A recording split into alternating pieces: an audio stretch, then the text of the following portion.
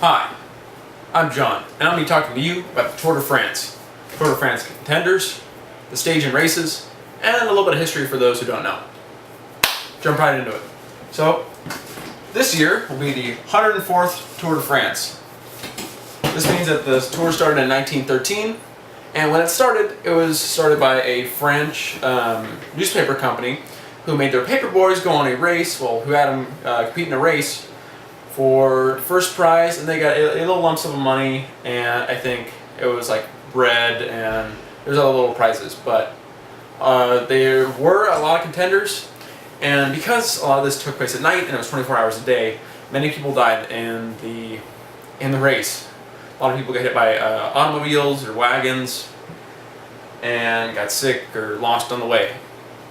But since then, because of modern industrialization, better infrastructure, and capitalism, most people can worry about other things besides work and farming. Now, you have more people around the world, up to 3.5 billion people. In 2013, it was estimated 3.8 billion people in total watched the Tour de France over July 1st to July 22nd. Now, because of all these new influences, you have more people watching it, and this means you have more money pumping into it. Now, unlike football, and unlike baseball, soccer, and really any other sport, maybe swimming, the contenders are not being paid by the organization. They're being paid if you win, but otherwise than that, to compete, there is no funding otherwise than sponsors, and you don't have to pay tickets to go watch. The only thing you have to pay to watch is maybe if you were to pay for a live stream, or on demand, or watch it on TV. This means that all the money comes from sponsors, donations, and people buying the endorsements through those contenders. So, to start off, today was day one, and it's about 4:30 right now, so in France, the thing is already done with. Now, Geraint Thomas wins the yellow jersey today. I don't have a yellow marker, so I made it white. The yellow jersey, basically so far, is the jersey for the winner of the most stages. Now, the stage is basically all the days. Each day is a stage, and the top winner the last 3 years has been Chris Froome. He's winning a majority of them, and other ones being Nairo Quintana, Peter Sagan, and a couple others. Now, today was the start in Dusseldorf, Germany. This was a time trial. This was only 14 kilometers long. And Geraint Thomas won. Way to go. Day two. This is going to be Sunday, tomorrow. This is going to be 203.5 kilometers. This is going to be a flat terrain road race. This will also be in Dusseldorf. Monday. This will be in Vauvres. Excuse my pronunciation. I'm American, not French. 212 kilometers. This will be finish uphill.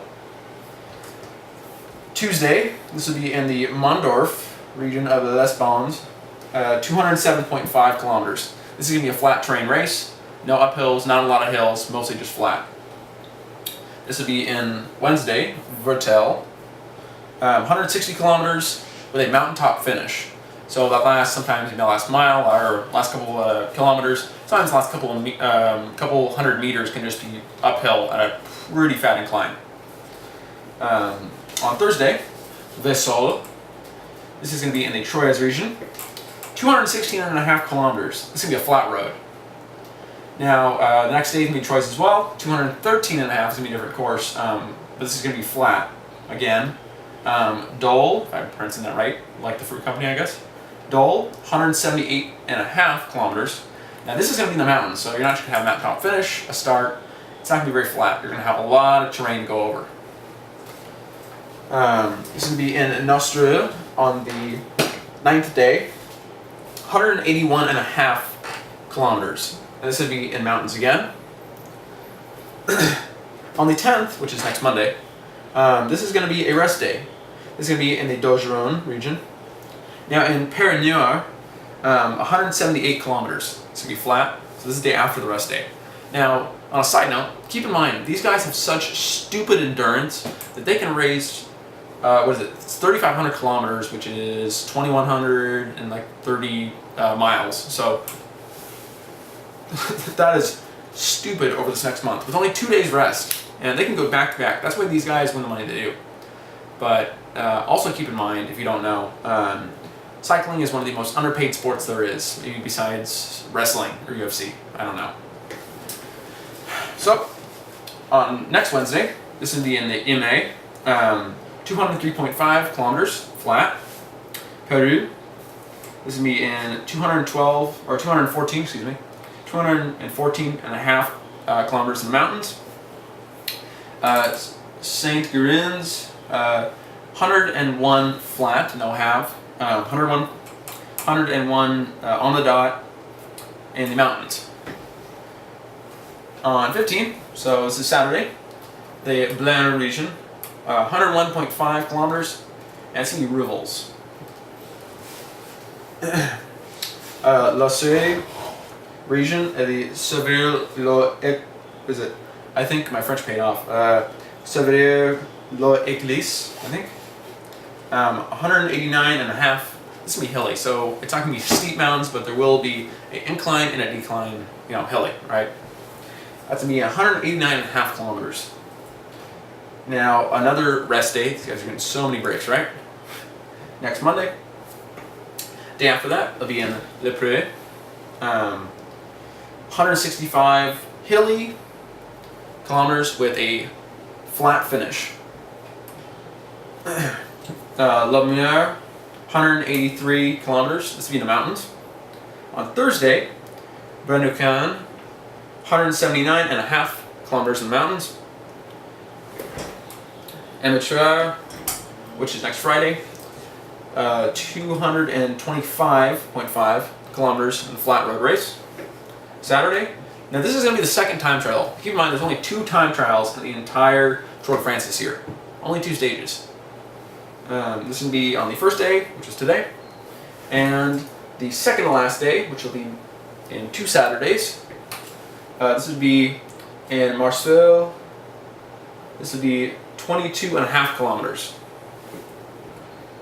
And this finish will be next Sunday on the 23rd.